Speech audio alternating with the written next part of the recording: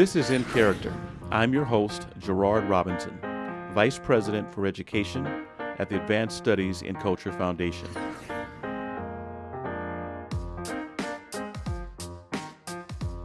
And I'm excited tonight to talk to 7 leaders, all educators who know something about State Department of Education, or as we would say, technically a state education agency. All 50 states, as well as those in the Commonwealth, have an education department. Why? Well, we'll learn more about why today. I happen to know a few things about a state education agency, having worked for and with one in the state of Virginia and in Florida. But also when I was doing public policy work and advocacy work, spent a lot of time working with people who had to write regulations, who had to implement them. And I tell people all the time that some of the hardest working people that I've met in the field of education have been those in the Department of Education. In part, you hardly ever see them. Unlike maybe your superintendent or your school board member, someone who's local, these are the people who are doing the handoff between federal policy and law all the way to the state, to the local level. But you're not here to hear from me. You're here to hear from those who are with us tonight. So for those of you, in fact, all of you who are joining me for the first time, welcome to In Character. All right. So what I want to do is just do a round robin. Tell me your first and last name, where you work, and a little bit about yourself. And so what I'm going to do is start with Karen. Good evening, everybody, and thank you, Gerard. My name is Karen Butterfield. I am currently a state-level technical assistant specialist for the Region 13 Comprehensive Center with WestEd. And I've been with WestEd for 5 years now, and we work specifically with the state departments of education in Oklahoma, New Mexico, and the Bureau of Indian Education. Prior to that, I was with CCSSO, and prior to that, I was 10 years as Associate Superintendent at the Arizona Department of Education, overseeing federal programs, and then later overseeing highly effective teachers and leaders. Welcome. We'll go to Amy. Good evening. How's everybody? My name's Amy Denty. I live in Jessup, Georgia, and I don't currently work at a state education agency. I'm the Assistant Superintendent for Teaching and Learning here in Wayne County in my local school district.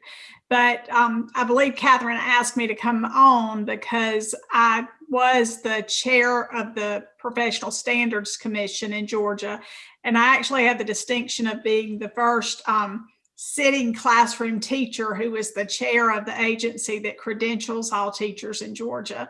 And so that wasn't necessarily an accomplishment of mine, but our governor at the time, Governor Roy Barnes, thought that that was a very important thing, that a classroom teacher should chair the Professional Standards Commission. And so I served a tenure of almost 6 years on the Professional Standards Commission. You can serve 2 3-year terms. And so I had a great experience there, but also have the pleasure of working closely with people in our State Department of Education, the Georgia Department of Education, and I consider them a real support for small districts like mine in the rural area of the state. So I'm glad to be here tonight. Thank you for having me. Oh, glad to have you. Let's go to Melody. You bet. Well, hi, everybody. Thanks, Gerard, for including me in this tonight. I live in South Dakota, and in fact, I'm a lifelong educator, taught for a couple decades. Entered the Department of Education, like many of you, had a number of different roles, from everything from, accountability, teacher certification director, moved into a deputy position, and then was appointed by my governor in 2010 to serve as a Secretary of Education, and was in that role for 7 years in the state of South Dakota. So when I re-careered, which again, I'm glad we get to talk about SEAs because it was really the love of my life in that role. I did some national education consulting and just recently joined on with the SAS Institute and supporting them as a principal education advisor over the last few months. So continuing my journey throughout education and supporting education agencies across the country in a different capacity. Thank you. Let's go to Chris. Good evening, everyone. So I'm kind of humbled to be here as I'm listening to everybody's bios, but my name is Chris Todd, and I'm the Bureau Chief in the Talent Office at the Connecticut State Department of Education. So the Talent Office oversees the Bureau of Educator Effectiveness and the Bureau of Educator Standards and Certification. So similar to Melody and Amy, one of my primary functions is the Certification Office and the Licensure Office, but we pride ourselves on really supporting the entire educator continuum from recruitment to supporting our EPPs all the way up through recognition and retention strategies. Prior to coming, so this week is actually my 2-year anniversary at the Connecticut State Department of Education. So today I finished up my first 2 years there. Prior to that, I spent 15 years in the Windsor Public Schools, where I was a high school history teacher and a teacher leader in central office and supporting induction and support for new educators. Thank you. Let's go to Michael. First of all, just excited to talk about state education agencies and collaborate with others across the country, and honored to be here with so many great leaders. I taught for 17 years. I taught bilingual education, Latin American studies to students from about 50 different countries, learned a lot from them, became Teacher of the Year in 2015. Met Catherine, started hearing that all these other states had advanced teacher leadership systems and organizations. So went to work for the state education agency around teacher leadership, reinvigorated the Teacher of the Year program. In fact, we met last night with all regional teacher leaders from around the state for the first time, and worked in school improvement and mentoring.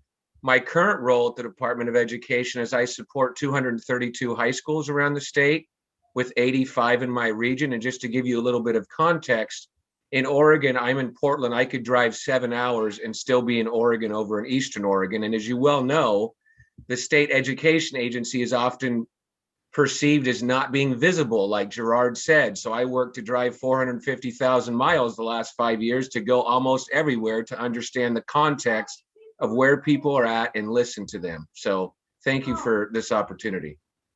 I think of the Willie Nelson on the road again when I hear your story. So thanks for that. Let's go to the first Kimberly, who's in the middle.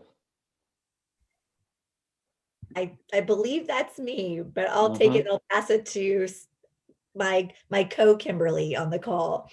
So my name is Kimberly Dickstein Hughes, and I am a classroom educator. I've been in the classroom for 12 years. Then last year I was named the 2020 New Jersey State Teacher of the Year. And as a part of that program, I was granted a sabbatical, and I worked with the New Jersey Department of Education. The sabbatical was 6 months, but I actually was with the department through the summer, so around 8 months and change. And I worked directly with the Office of Professional Learning, but I also did a lot of work with various offices in the New Jersey Department of Education. So I'm really excited to talk about that work as we explore all of our collective experiences. And like Chris said, I'm really honored to be on this call, but I'm also really excited because everyone, you can kind of see here, has these really nuanced backgrounds in education and have brought that to SEAs, which is really powerful. So I really learned a lot about our Department of Education and have come to really appreciate that work. So I'm excited to share that on this call. And I will pass it to my co-Kimberly. Love being co-Kimberly. This is great. Hi, everybody. I too am very, very excited to be a part of this conversation with this amazing group. So currently, I'm going to say I moonlight at the Department of Education. I'm the Director of Educator Development. And I say moonlight because I still teach virtually at night for my high school students.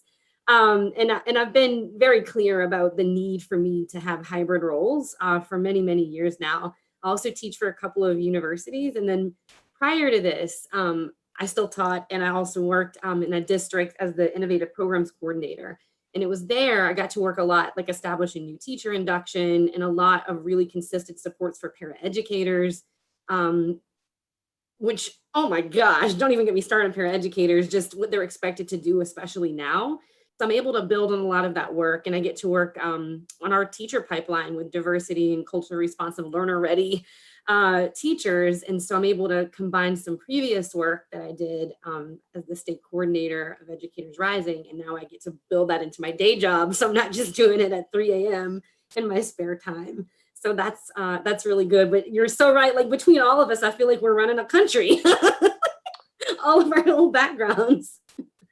And it's funny that you'd say it's like you're running a country, because an SCA in many ways is the go-between between the federal government and the multiple school systems you have. I think what happened in Louisiana, which I know is your state during Katrina, if you talk to people at the SCA then, if it wasn't for the SCA and a lot of the documents that they had and what was in place and their relationship with the U.S. Department of Education, there are hundreds of families who would have received no services. And so I'm just thinking about that as you're talking about a country. So let's just use that as a background. I mean, all of you have experience in the classroom. I began my career as a fifth grade school teacher. Some of you mentioned your experience at the local level. I used to work for DC Public Schools. At that time, Arlene Ackerman was superintendent of schools. We didn't have a state education agency then. But once I got involved with the state level work, I realized two things. Number one, people who decide to work for an SCA do so for a reason. A number of people leave the classroom and become a principal, or they'll go and work for the local school system. But when you decide to work for an SCA, it may require you to actually have to uproot and move to the capital city or work in a regional office. And so there's I want to do this and why. So that's one thing I'd like to know. And then the second reason is you saw something at the local level that you said needed to be fixed or invented. And that's why you got involved with the state. So first question, open to anyone who wants to go first. What was your, I want to actually go work for an SCA or work with an SCA? Oh, I'll jump in because this is just so fun for me. I'm going to take you back. I see some of these young faces on here. There was a day when there was no internet. Okay. Yes, I'm with you. I understand. So my foray into state government was as a technology teacher in a tiny little district who had done some innovative things. And I'm talking in like late 90s, 1990s and 2000, early 2000s, when departments were looking at technology and what were they going to do with this stuff. And I became a technology integrationist, and it was that thing that wasn't there yet. It was my opportunity to really take, this knowledge that I gained as a classroom teacher and take it to the state. And we trained teachers and we trained in integration and really spread that out. And I think back, and what's so interesting to me, so in that time when we were thinking about how we were going to use technology to really, in a tiny little state where you didn't have classroom teachers for every single content area, we had this big idea that no matter where you were, no matter, how small, how large you were, there was no barriers because of technology. And here we are today in the middle of a pandemic and still struggling with some of those same things we were talking about 20 years ago. The same thing, Gerard, you talked about making the commitment. I was living in a tiny little area in another corner of the state, uprooted myself. My family stayed there 2.5 hours away, middle of nowhere. I drive to the capital city and stay. So it was a commitment, but what an opportunity to really take what I knew and what I loved and be able to share something brand new that was not even, part of really our education system at that point in time. Thank you. I can kind of follow up with Melody. So similar to Kimberly, I kind of had a similar start with the SCA where I had been a finalist for Connecticut State Teacher of the Year, and I ended up coming to the department in a hybrid role as a teacher leader in residence. And so that was right around 2014, and I served in that role. So teaching on A days in Hartford on B days, trying to kind of figure out, you wake up some days and you're like, wait, am I teaching today? Am I at the state agency? Like, what do I have to do? But what I loved about it was, and that was where really, I think Catherine and the work with NSTOY really inspired kind of this idea about teacher leadership and, this concept that everybody that's in buildings and in schools recognizes teacher leadership, even without the definition of teacher leadership. But there was no mechanism in place to really tap into that. And as we were rolling out the evaluation system in Connecticut, the realization was kind of, well, where are the teachers at the table for a lot of these conversations to provide feedback, to just say, hey, here's how it's working in my district or in my building or at this particular level. So that was really what started kind of my desire to work at the agency. And what I realized is that even, to, I think, Amy's point and Melody's point, like, certification, oftentimes you're at a table and it's lawyers and it's policy experts But there's usually not an individual that had either supported new teachers coming into the classroom or had worked to be a cooperating teacher for EPPs or had actually gone through as an out-of-state educator coming in and then getting licensed within the state and having to kind of go through some of those hoops. And so I think one of the things that I love about the work is that that classroom lens, that hat doesn't leave any of my thought process, right? That's always what grounds every decision that we do. And I think it's so critical at the SEA because I think that, districts recognize that and educators empathize with that. And the fact that we can reach out to them and create opportunities for them to engage in the work makes it that much more meaningful. So when pandemics do happen, they look to us as a resource versus kind of this unknown entity that may or may not be pushing mandates onto them. I want to echo something that Chris just said, that both Chris and Melody used the word reach. And that was my, like an SEA has incredible reach, and it's not solely about compliance and regulation. And it's so much more than that. I'd actually say that's just a very small part of what an SEA does and can do, because an SEA can bring together educators and all stakeholders in really unique ways. And that was the highlight of my work at the New Jersey Department of Education, bringing together all different stakeholders around equity, around youth voice, around professional learning. And that was really exciting. And that could happen at the SEA and no other place that wasn't tailored to a particular interest, right? Everyone who comes to this place is focused on what's in the best interest of our kids and educating and moving education forward. Well, for me, my first role at the Arizona Department of Education was helping districts and charters implement the old Title 5A of No Child Left Behind, which included arts education, supporting migrant and Indian education, which were passions of mine. And I'm a charter school founder of a charter high school for the arts in Flagstaff, Arizona.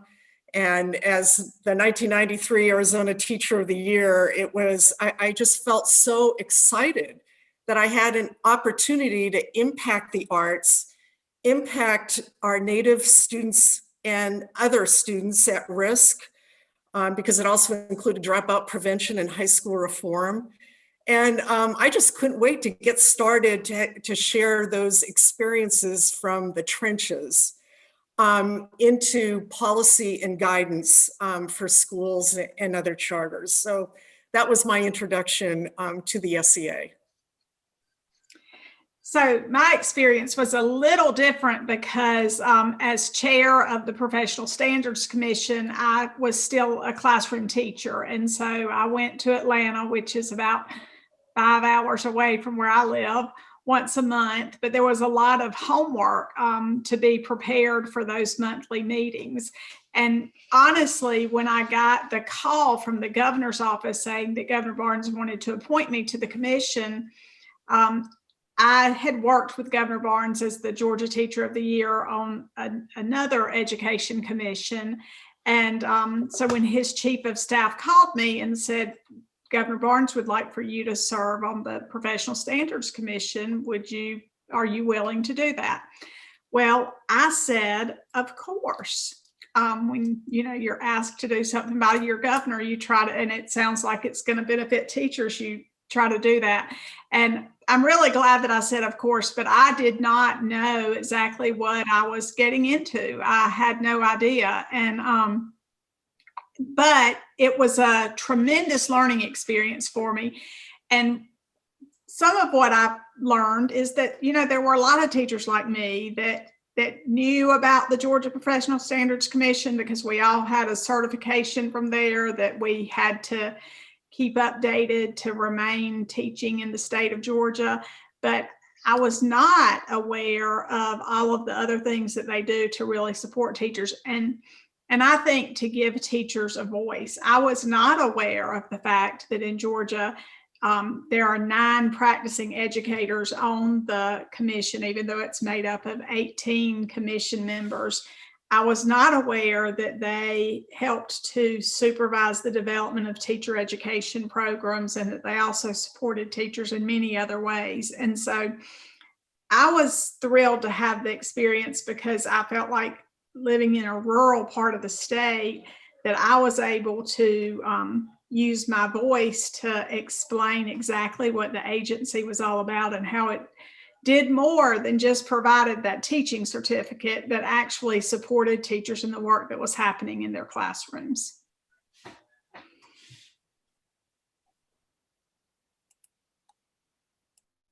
Either one. Okay. Okay. This is I love story time, so I get so engrossed in people's stories. For me, I'm like listening to all this, and I'm still like I'm smack in the middle of my journey right now, and I'm still like, am I in the right place? Because really, I only get to teach a little, and I can't really like. It has to be like 9 o'clock at night because it's not really my job. But I never thought I had to be in charge to lead, and I think I'm so impatient at this level because I'm so much more like nimble and like stealthy outside of the Department of Education. But I also knew that there needed to be a lot more representation of teachers. And I also know that I've spent many, many years gaining trust in what I do and like reaching out and being a part of teams and collaborating some pretty amazing projects. And so I knew that there was some piece of that I could bring together and maybe shape some of the ways that we invite educator voice inside and like look at some of the things and some of the programs that exist and how can we breathe new life into it. So I think that's what's kind of interesting for me. Like, I really believe I've got just as much potential for impact in a classroom as I do here. So it's like, and people were like, you should come, you'll have more impact. And I think it's true, but I think because I felt like I already had such voice and impact in the other space it's not even a comparison for me. But it is amazing. I'm learning a ton, but at all times my eye is on the prize of how am I going to bring this back to my community and how am I going to bring this learning back to be able to dismantle things and make things easier for the teachers that are closest to me in my community and the students. So I have a very clear picture. And I'm very thankful for the relationship. But I'm very thankful for the relationships of every space that sort of allowed me this one too. Okay. Michael. I really enjoy hearing the reasons why people decide to work for a state education agency, and Gerard pointing out that it even might involve a distance of driving, so you need to be passionate. So, you know, when Dr. Noor, our superintendent of the state, asked me in Washington, D.C., would you like to come to work for the State Department of Education? We're going to try and be more collaborative and not just be viewed as compliance. We're going to go out with partner with people, build culturally responsive curriculum. Those things sounded excellent to me. Now, I may not have anticipated all the politics that may have ensued with some of the bureaucracy, but I still believe that you can build relationships even through a state education agency. And if you know Oregon, the demographics have changed rapidly in the last 10 to 15 years. I saw that in my classroom and wanted to take my multicultural and bilingual skills and apply that to the state education agency to provide more opportunities and equitable access for students all over Oregon. And took it as a challenge, because I'm going to be honest with y'all. There were some people that told me you can't do these things in a state education agency. There's too many barriers. That just fired me up even more to want to go in there, do the things that I collaborate with Catherine and get in there and make change. And I feel like I've accomplished about 60% of the stuff that I really want to do. And I'm going to be honest, there's still a lot of barriers with how much time it takes to develop something, get it into legislation, get it implemented and interpreted to the people in the field. So great question. Michael, I just had to share one Absolutely. thing before as you were talking, I felt really connected to you because when you mentioned the bureaucracy, when I first came to the Department of Education, I studied the organizational chart. I had the org chart and I studied it. I studied the org chart. I wanted to learn all of the offices, but it was really exciting because what Kimberly had said was that I wrote it down. I never thought I had to be in charge to lead. And there are so many people in a state education agency, and I will speak for the New Jersey Department of Education, who are leaders, who are leading in their offices and making it happen for educators and students. And I was really impressed by that. And acknowledging, Michael, you are right. It does take a long time to get X, Y, or Z done, but there's also a lot happening to meet the needs in the field. Well, in Kimberly, there's dedicated folks in the agency, and you wouldn't know that. If you just ask people the perception, they might not know that there's really dedicated educational professionals trying to make a difference because they think it's standards, compliance, and tests. So it's a really good point. What was the size of the staff of the SEAs? And did you have K-12 only, or did you have K-12 and higher ed? Well, I can jump in. I had K-12, but I was also over the Historical Society and the Mhm. State Library, which is not unusual, the archaeological components of that, and also the Child and Adult Nutrition Services, which sometimes sits outside of an agency in the Department of Ag. But again, South Dakota is pretty small, so I probably had about staff of 200. But again, when you think about education departments, you serve a lot of people though. So you're not just serving my agency, which, they were like my kids, and I always felt like the mother hen of the department, but I was also accountable to the teachers in the field. I was also accountable to the legislature, who, that was really important that I established those relationships, and also to the parents and the public. So the roles that you play within those when when you are in a part of an agency or leading a Department of Education, it wasn't just the people who were part of the department who worked so hard, who were not acknowledged for all the things that they did, but you have so many other people that you need to be accountable to, and that you really are responsible for, for the teachers and the educators, but you got to remember all those other people as well. So that was it. To me, it was not just my department. There was the whole state of people who cared about education deeply. And if you're in a state, as some of you are, with high levels of poverty, you receive a lot of Title I money. There's Mhm. also Title II for teachers. And someone said, we have no idea how large the department is. And I told one lawmaker, maybe 2/5 of our entire department is paid for by federal money. Mhm. And that's because of all the families we have to serve in school and out of school. There's also 21st century funding. So I'm glad you mentioned that, because it's broader than K-12, even if it's just not K-12, it's the other players. Well, here's more of a personal question. All of you identified why you decided to work for an SEA. Share with me something that you were able to do in your role to solve a big problem, or if you'd like to share one where you tried to and it just didn't work, and tell us why. Oh, I see Kimberly in the middle. Yes. Okay, I have one. Well, I have many, but I'll pick one. So, well, when I first came to the department, I immediately interfaced with the communications department, and to be more outward facing, to bring stakeholders in. And I was told no a lot. A lot. And I wasn't used to that as a classroom teacher, because I was the one making decisions. So I got a lot of no's in the beginning. And then with Executive Order 104 in New Jersey, when schools moved to remote learning, once we understood the severity of COVID-19, we were really, we took a pause, and we realized there are so many students who are not being served at this time. And so, we found out later, at the start of the 2020 school year, that there were 230,000 children without access to the internet or a device in New Jersey. So that number could have been different in April, but that was the number as of September. And so what we were able to do at the New Jersey Department of Education was to partner with NJTV and then our public broadcasting services, our PBS, and the New Jersey Education Association. And the New Jersey Department of Education was able to lead this collaboration and to bring together very different stakeholders, right? Very different interests, but all again serving children, right? And we wanted to rally because we wanted to make sure that there was access. And Commissioner Repillette, Dr. Lamont Repillette was our commissioner at the time, and he called me and he was like, Kimberly, I want you to lead this initiative. And so here I am on meetings telling assistant commissioners what to do. And there's like 70 people on a call. And it was quite the project. But it was incredible because the Department of Education, one, put a classroom educator working at the state education, the SEA in charge. and trusted the voice of educators to lead that charge. And we started on April 6th and ran through June 19th. Every single day, school day, there was 4 hours of content filmed by a New Jersey educator for grades 3, 4, 5, and 6.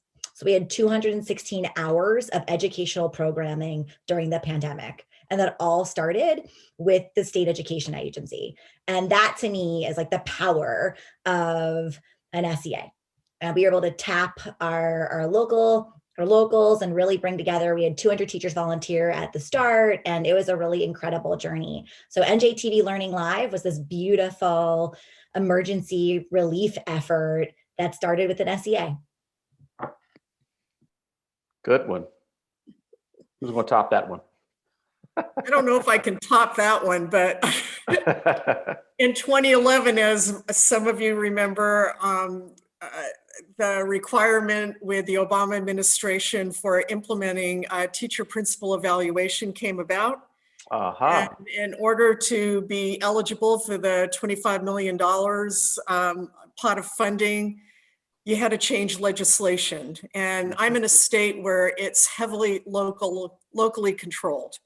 So I think there is such power when you are a part of an SEA and your team is leading the rollout of a new law, how important partnerships are and collaborating with all of the political entities, the teachers union, the state leaders, administrators association, the Charter Schools Association, the governor's office, bringing everybody together so that they have a voice. And the way we ended up rolling it out with all of these partners, and interesting with Wested, which I'm now a part of their team, we could not have done it without Wested's assistance. We ended up organizing statewide summits, and we thought we were only going to do 1 or 2 to help districts and charter entities develop and implement their new teacher principal evaluation systems. And it ended up, once we did the first one and we brought in, the Center on Great Teachers and Great Leaders, AIR, all these great experts, they were begging us, going, well, this was wonderful. You opened the door for us to lay the foundation of what our systems might look like. When are you going to put on the next one? And the next one after that. And by the time I had left the agency 10 years later, we had already organized and implemented 7 statewide summits, and they are still going on. So that's how we solved that problem. I can't say we solved it, but those partnerships and building trust and working collaboratively together, you can't do it by yourself. The SEAs need their partners and their cheerleaders. Hear, hear. Anyone else want to weigh in on this one? Go ahead, Kimberly. Oh, I don't have to. Sorry. Go ahead. I'll say there's some really, really cool, very innovative things that are coming out of Louisiana and have been for many years. And I know it doesn't always seem that way, but there really are. And I think that for me, the coolest thing it started before I got here. So it's almost like I threw the pass and then I caught it whenever I started working. Because a lot of it, we needed a statewide pathway for our aspiring teachers, like a pre-educator pathway. And the reason why is because in the effort to try to diversify our teacher pipeline, it was staunchly stuck with only dual enrollment, where students of color just don't have access to advanced coursework at the same rate as their white peers. So we were perpetuating the pipeline with grow your own programs that could never fulfill that responsibility. And so the pathway was essential to get really schools to buy in and to make sure that there were points for like the technical or the jump start to kind of re-envision and reimagine what does it mean to be a great teacher, and who are we to say it doesn't start when you're 15 and you've been tracked off of college. So that's been huge. And so that was work that started before I got here. And then on this side, it was really interesting to be able to take it through. And then I was able to get some funding to fund schools that are now implementing the pipeline. So it's really incredible. I can't speak enough to partnerships and why. I mean, why do anything alone? Like, it's way more fun with your team. And in this case, at an SCA, the team is your state. Like, I've never felt more connected to the different stakeholders in the state.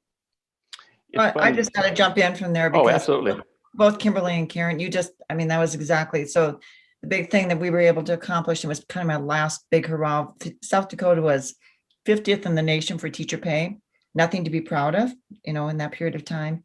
And, a Republican state, a Republican, conservative legislature, but in a partnership in the same sort of way over a year's period of time, doing summits across the state, getting qualitative and quantitative data, getting the support of the governor, and working really, really hard. We were able to take us off the bottom and give significant raises to our teachers, and also redo the entire state aid formula for all of our districts, which was really, for me, it was the one thing that meant so much, because it truly impacted the people I cared about the most. I'm a teacher at heart. And so to be able to leave the department knowing that we had really made an impact that was going to really, in the long run, impact the kids in South Dakota was really powerful for me, but couldn't have been done.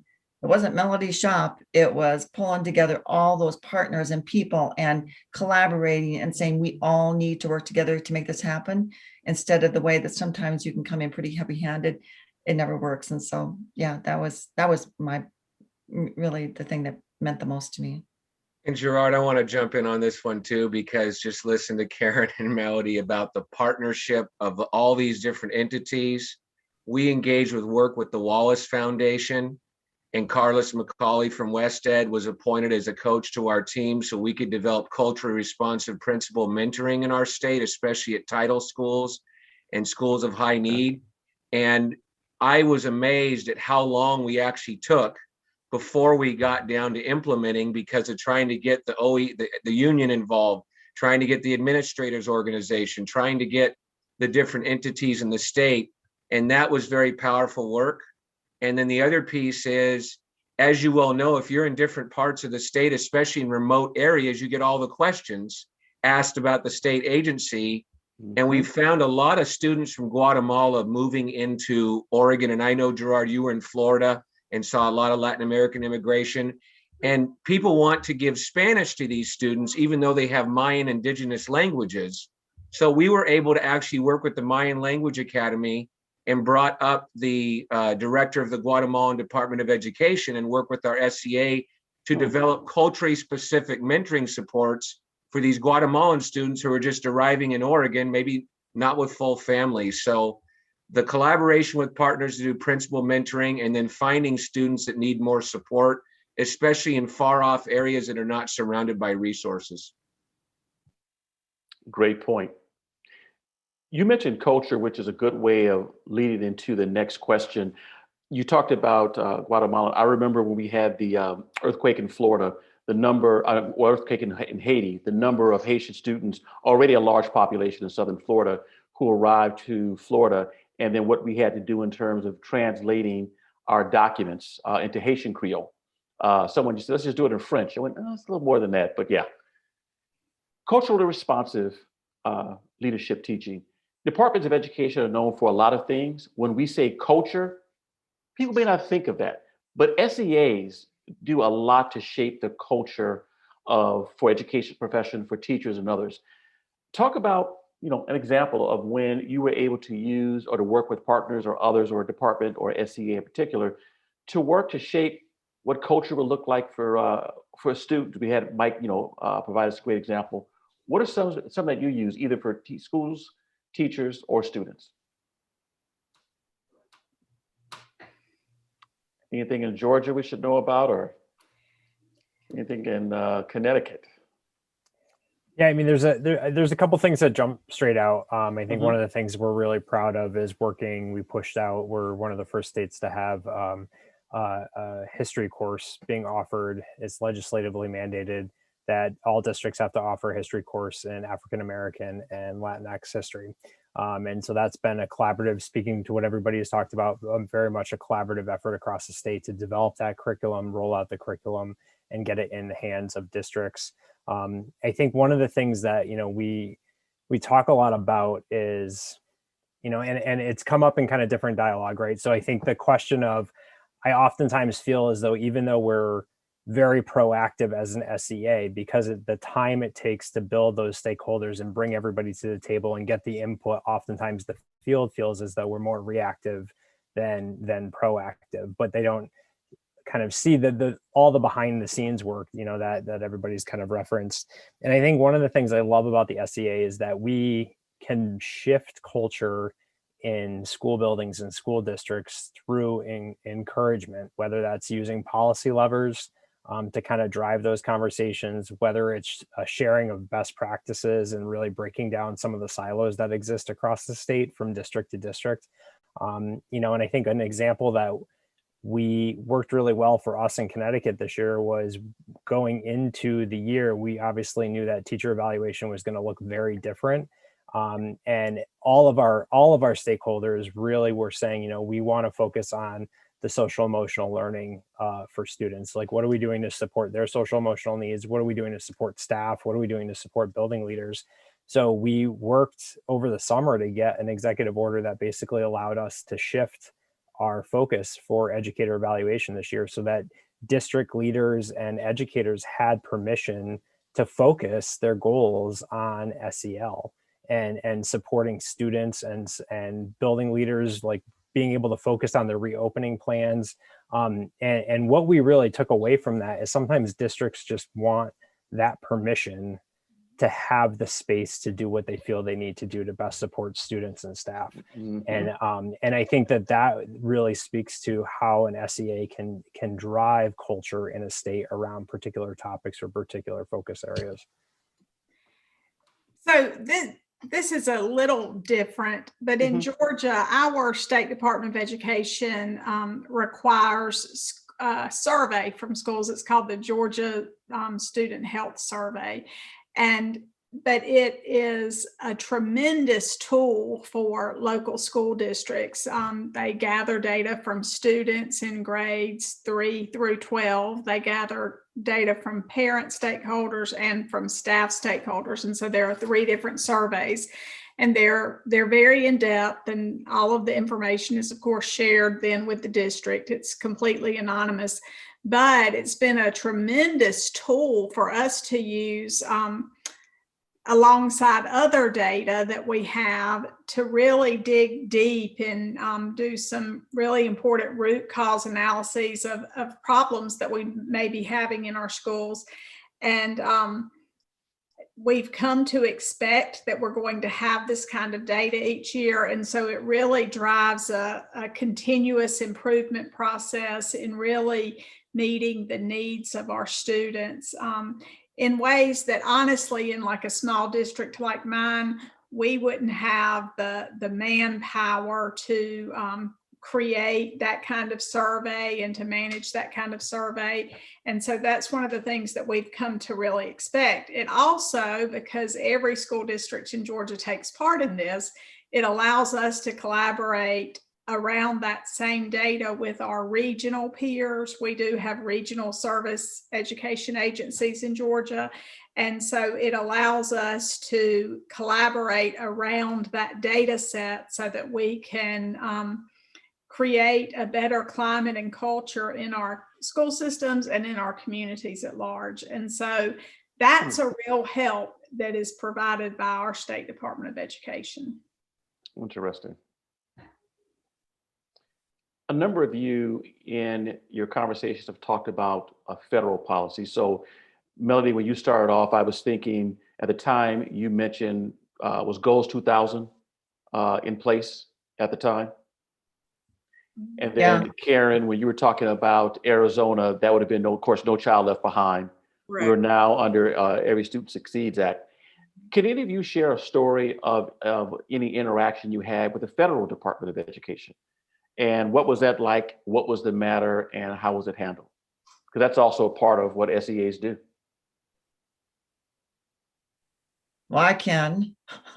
Some of it was good, and some was, I always felt one of my roles in interaction with them, it was just to advocate for my state. So I felt really strongly about that. I mean, I felt that was the job that I was I was there to advocate, make sure we were doing what was right for South Dakota. And it was all around the time that we were doing the reauthorization of ESSA and the requirements surrounding teacher evaluation.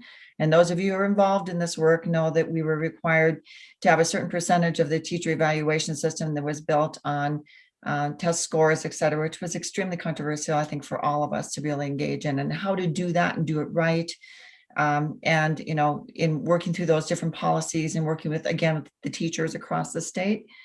And what came down to is that we had put together a system where we had what we called the SLOs, student learning objectives, along with, and I'm sure some of this terminology is familiar with some of you, had built them into the system where we were doing ways in which that we were using particularly the off-tested subject areas and how we were going to integrate that together. And unfortunately, it didn't meet the mustard with the federal, you know, with the U.S. Department of Education. And we had worked, our teachers had worked so hard in pulling this together. We had a commission that came and met regularly. And, you know, they were not going to approve the reauthorization. They were not going to approve our plan based on that one piece. And I remember at that point in time, and we joke about it today because it's John King, who I've become really good friends with over a period of time. I remember going and just really advocating and working with the department, first going through, you know, the different individuals who are at the Department of Ed, because I knew that we had the rigor that we needed, or felt that I did, and I shouldn't say no, but based on what the teachers have put into this, and really became, you know, advocated for them that this is what we were doing, you know, like take me to NC or ESS or whatever it was, ESSA jail at that point in time.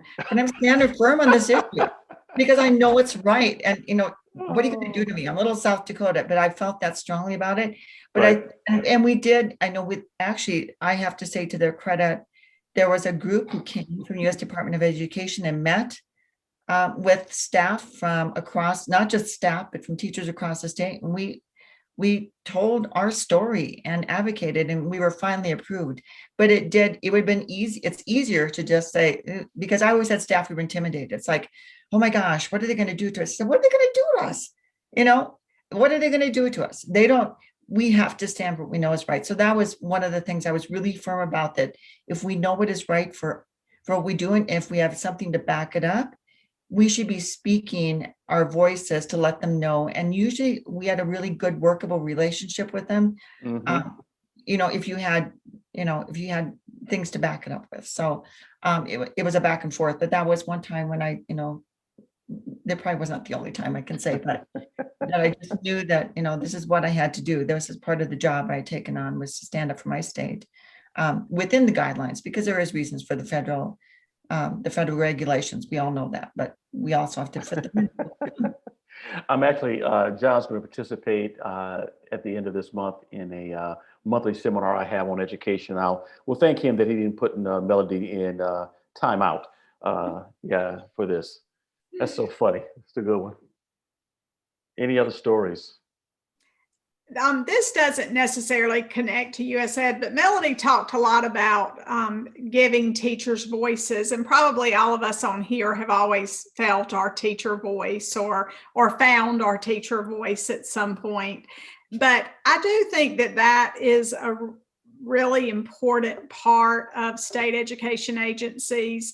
And for example, last week I was able to submit the names of 28 classroom teachers from my district to serve on an assessment task force that will help with standard setting for some of our state tests. You know, state tests are very controversial.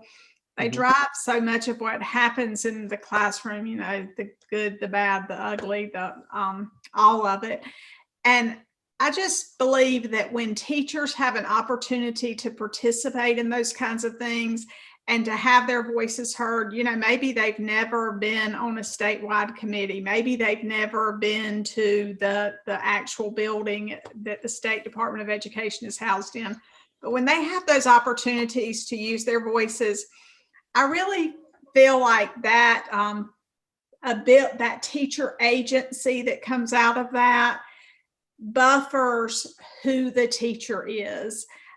We lose so many good teachers quickly in education sometimes, and I often think that it's because that there are a lot of challenges, and that if we don't feel empowered as teachers to use our voices and to promote teacher agency, that's when we start losing people. And so I'm very appreciative of the fact that we do have opportunities to expose teachers to the bigger world of education, that is the policy side and the political side, that sometimes people don't get to know. But when people can use their voices, I think it makes them stronger personally, but it also makes our profession stronger.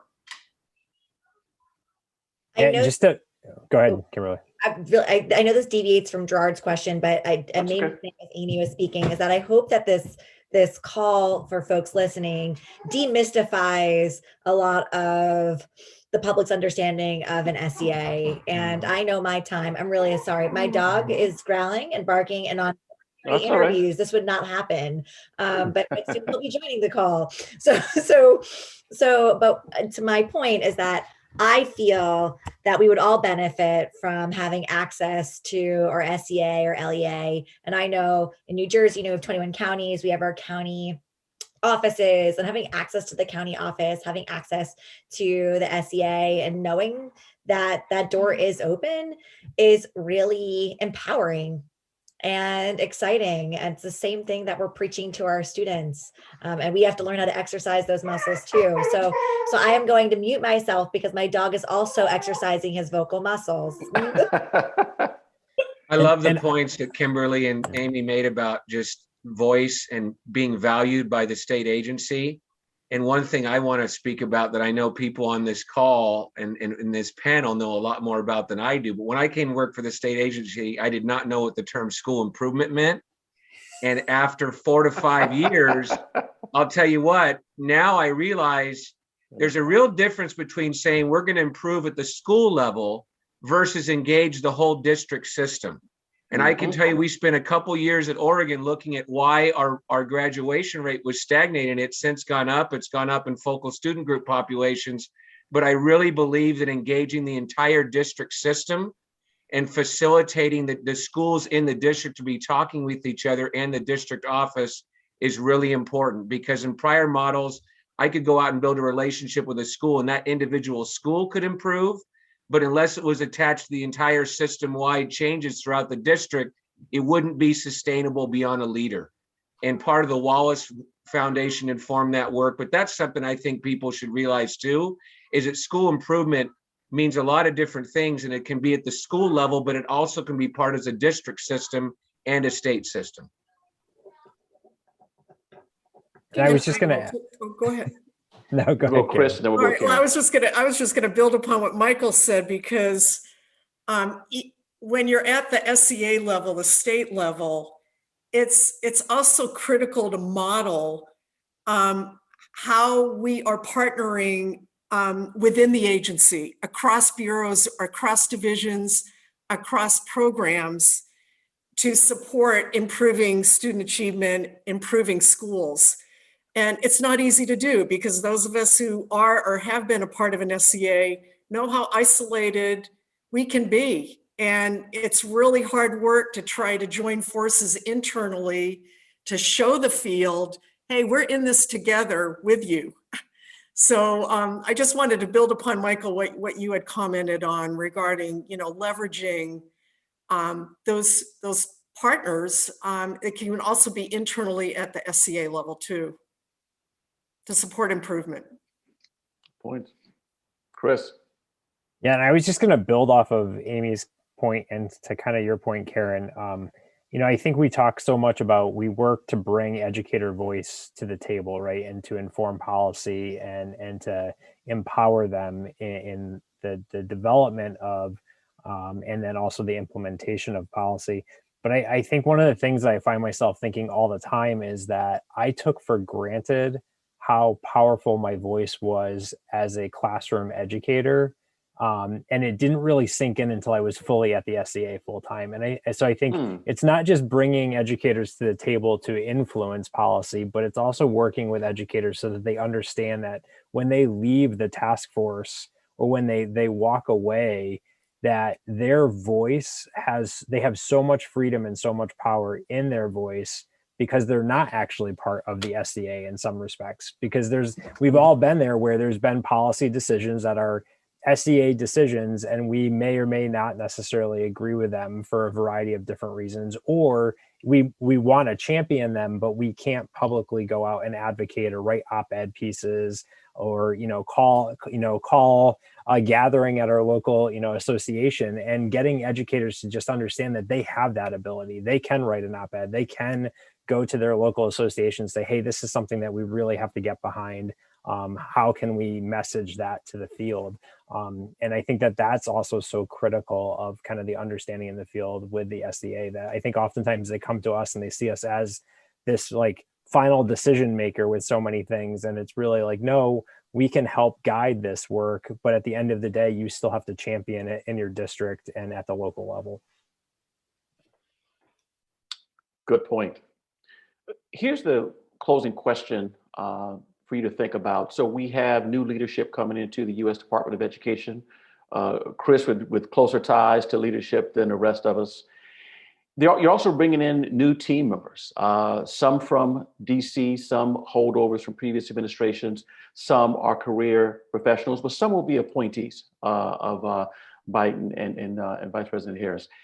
What recommendations do you offer to the new leadership team as they're thinking about coming into the Federal Department of Education? You got a magic wand. What can they do to help your state and maybe even give some guidance? We'll work backwards, start with Kimberly in Louisiana. Yes, caught you off guard. So uncool. I'm not much of a toaster. I'm more of like a slow cooker. Okay. Toaster. That's the gumbo side of Louisiana Everything's life. a food metaphor, yes. Yeah. Yeah, so I'm going to think before I speak. Okay. All right. We'll go to the other Kimberly. I'll go toaster. I'll let slow cooker. I'm trying to extend the metaphor. So I would say my immediate thought as you're talking, like the first magic wand would be to waive requirements for state testing across the country. 1 or 2 years? 2 years. 2. Okay. I'm going to go aggressive because you said it was a magic wand. Oh, yes. Okay. One thing that the pandemic has shed light on, or as we can all agree, would be the gross inequities in schools across the country. And for us to really say that we think that in a year that we will be back to this better new normal is unrealistic and unfair. And it's an undue burden that we really could lift. There are other ways to measure student growth meaningfully beyond a test. And I think we all know that. I know data is really important. I do. I honor it. I hear you. Many of you live in that, but I live my everyday with kids, my students every day. And I can tell you a lot more than that number. Okay. So I'll piggyback on that. And I agree. I would wave that magic wand to waive testing possibly a lot longer than 2 years. And I'll tell you why. I've always, it bothers me how much state testing affects the emotional well-being of our students and our teachers. And I agree. There are a lot of more ways to know if children have learned than by giving a multiple choice test. But at the beginning of this year, when Georgia, requested a waiver from USED for state testing for this year, and we were denied, our local superintendent and our state school superintendent pretty much said this. We said, we're going to worry about our children, and the tests will be what they will be. And so in our county, we've encouraged our teachers to go in and teach children. And yes, you're always going to worry about your standards and those things, but we were going to take care of our children. We were going to teach our children. So at our high school's on a block schedule, and they had to do a round of testing back in December at the end of the semester. And just leaps and bounds above previous years. And I believe that it is because this year, in the most difficult year for schools ever, teachers have gone into their classrooms. They've had a sense of urgency about making up for lost time last year, and they've paid attention to the needs of students. And good things have happened and have come out of that. And I think that we really need to pay attention to that. And I believe that we will see the pendulum swing, hopefully back pretty far as how we look at testing, and that it doesn't have to be the be all and end all of public education in America. And we can still do great things for our children and our teachers and our communities at large. Okay. What would you tell the folks who are coming in?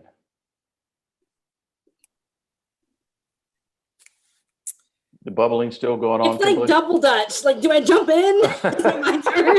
You can always tell live when you should jump in, right? But never in this video. I think mine's going to be pretty quick. And listening to all of this, so I'm a special ed teacher by most skill and experience. It's my passion. And I think that whenever I hear conversations, it's healthy. Like, we need to have these conversations. But whenever I hear about like learning loss and gaps, I also know that these aren't new problems. And I know that communities that struggled the most whenever schools were shut down were the ones that maybe didn't have the resources or the support or training to begin with to even step to the technology piece. Or even if everybody had internet, it wouldn't have made a difference. And I think that we need to start having those kind of conversations about like, how are teachers being supported to do their jobs? Are we current with our methods? Are we still trying to like remove an appendix with like a 1933 tool?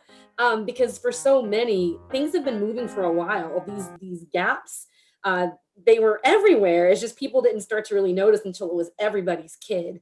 And I think that while these conversations are new, we need to keep the best of what's forced our hand with. But also not forget about the fact that even now there are kids not receiving an education in any form. And we can't lose track of that. And there's got to be some way to make sure that we account for that and we hold ourselves accountable for making sure that we're keeping that promise to them. Thank you. Anyone else? I'll jump in, Gerard. A couple of things. One, we just finished our comprehensive centers of West Ed just finished hosting multi-state workshop on getting to know all the facts, the FAQs about the new ESSA, the ESSER 2 funds coming in to their state departments and down to the school level, and the importance of research and tied to evidence-based practices. Several of the states were asking for what are the best evidence-based practices for closing those learning gaps that have occurred due to COVID. And Arizona shared with us a really great article from NPR on how, a lot of states are going to, and districts and schools will be looking at implementing summer school, for example, to help get kids get caught back up, when the evidence shows summer school really doesn't do squat. All right, but what does impact are tutoring programs that are implemented well with small groups of students and ongoing. And so, I just really hope that the Biden administration with the US Department of Education really does not forget about the importance of research, both qualitative and quantitative, tied to bold strategies based upon the evidence as to what works, because that's going to help our SEAs. That's going to trickle down into the districts and down to the school level, down to the teacher level, and most importantly, down to the students. Thank you. I'll jump in on the magic wand question because it's the best question at all for an SEA, because it really gets you down to what would you really do if you didn't have the bureaucracy, the finances, and those things. First of all, I'm thrilled about the selection of someone that's been a principal in a school and it can understand schools. But if I had a magic wand, the first thing I would do is I would pay to get instructional assistants scholarships toward teaching to diversify the educator workforce because there's financial barriers. And I don't know if I could pay teachers more like Melody did in her state, but I would advocate for taking teachers of color to diversify the educator workforce and incentivizing them to go into college programs, and I'd relieve their debt or I would half it. We have a program in Portland that does that, and it's now in a penumbra sort of transition program. And then the second piece I would do is I would support culturally responsive curriculum change, given where we are with our anti-racist curriculum stance we have to take. If I'm a student in a school, I have to see myself in the curriculum and I have to see myself in the teaching staff. And those are vital things when I walk into a school, if I can feel empowered and valued. And so we have to go and look at how can we support our teachers to develop the curriculum that represents the students in the school to empower them, and how can we incentivize more diversification of the workforce by relieving some of the economic burden on these candidates. There's a school over here in Umatilla, Oregon, that works with Eastern Oregon University to take their instructional assistants who know their community, and they use Latinx scholarship money, and they constantly now have a higher rate of representation similar to their student demographics. That would be my magic wand, and thank you so much for asking that question. Thank you. So what I love about Dr. Cardona, Michael kind of already jumped in a little bit. So having worked for Dr. Cardona for the last year and a half, what I'm most excited about and what I want the field to know is he is truly an educator at heart. A classroom teacher, a principal, an assistant superintendent at the district level, and most recently a state commissioner. He is a community builder through and through. His vision for the Connecticut State Department of Education was that we would be viewed as a resource and a meaningful resource across the state, and that we were there to meet the needs of students and staff and district leadership. And he is a champion for students and for all students. And to Michael's point, I think he has been a staunch supporter of the talent office efforts to diversify the educator workforce, from recruitment to what Kimberly spoke to a little bit with our Ed Rising initiative, through pathways for paraeducators and clinical experiences that are now working as district subs and getting credit for that within their universities, all the way up through looking at licensure and certification and mentorship. So we are sad to see I'm making the assumption, right? So based on last week, I'm going to make. So you heard it. So you heard it here. Yes. I'm just, yeah. I believe he has bipartisan support at this point, but we are sad to see him move out of the agency in Connecticut, but we are so excited for the nation and what it means for the profession. And if there's an elevation for that position, we'll be looking for that as well, Chris. Yeah. You're like, no. I think I'm with Kimberly and Kimberly. Like I like where I am, and I still am able to have interaction with students. So I'm not ready to move away. All right. Anyone else?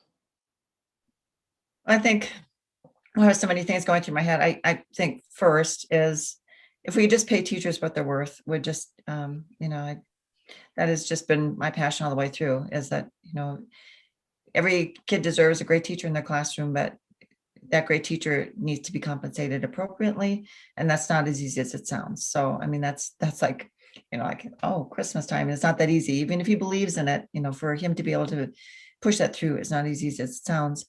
I also believe the teachers need the tools to be able to know where their kids are, what their kids need. And, we have all this conversation about assessment, but being able to have the tools to be able to know, can we find the kids?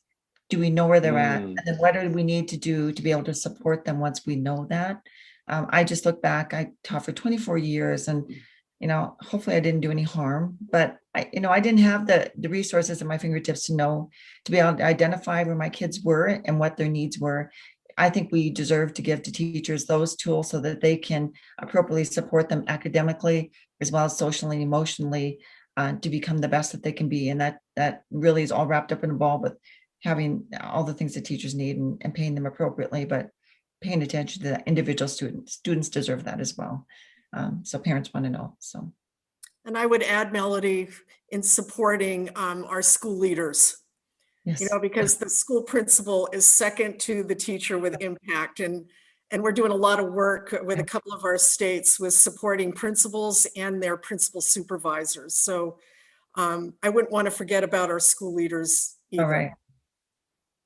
And Michael mentioned the Wallace Foundation a couple of times. I know they invest a lot in principal leadership in that area. If I were to offer just some advice to leadership at the U.S. Department of Education, one would to really double down on the focus in rural education. I grew up in an urban area. I lived in urban areas. Once I got involved in state work and had a chance to travel to the western part of Virginia, to the southern part, and you just really see three different Virginias. And I'll never forget a lawmaker saying, it's good to see someone from the capital, and there's all the quotes that come with that, come to this part of the world. And I say, well, why do you say that? We only matter during election season, but once you get elected, we don't see you again. And so spending time in rural areas, just understanding how much we can do, because you can help rural and still also help urban, but you can help urban and never touch rural. So that's one thing. And number two, the U.S. Department of Education, in fact, they have RELs, or Regional Education Laboratories, who really focus on a collection of states who have some similarities, and they can provide you a ton of services. And rather than jumping all the way to DC, I would take a look at the regional level and what you can do at the level. So those are some things that I would say. Well, we've come to the end. I want to thank all of you for your commitment to education. I want to thank you for sharing your stories, both personal and professional, about what SEAs look like. Thank you for demystifying essays, and hopefully they don't just see us as someone who says, I'm from the state capitol and I'm here to help, and everyone falls out laughing. Actually, to believe that we want to do it, and also know that we do more than testing, but we're also trying to look for tenacity. And that's the other part that we do in our work. So with that, thank you. We're going to close out this session with In Character. Again, I'm Gerard Robinson, Vice President for Education at the Advanced Studies and Culture Foundation located in Charlottesville, Virginia. And I look forward to seeing you for the next event. Thank you. Take care, everyone. Thank you.